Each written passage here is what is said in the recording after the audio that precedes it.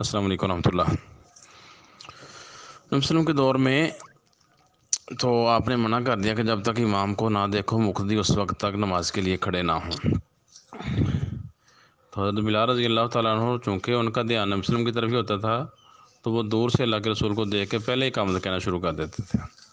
تو مقتدی اقامت کے ساتھ ہی کھڑے ہو جاتے، لیکن نبی وسلم نے منع کر دیا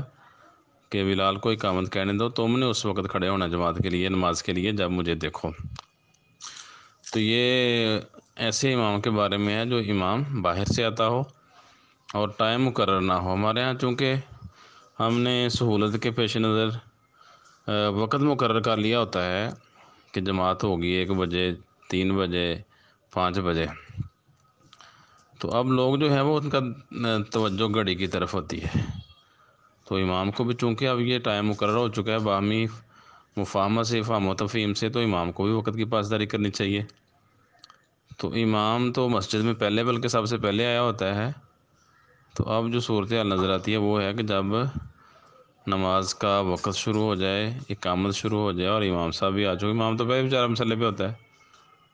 تو پہلے 1-2 منٹ نہیں کھڑے ہونا چاہیے، یا 5 سیکنڈ 10 سیکنڈ، جب اقامت شروع ہو امام صاحب آ جائیں تب مقتدیوں کو نماز کے لیے کھڑے ہونا چاہیے۔ السلام علیکم۔ لما نسمع اسم النبي لازم نصلي عليه،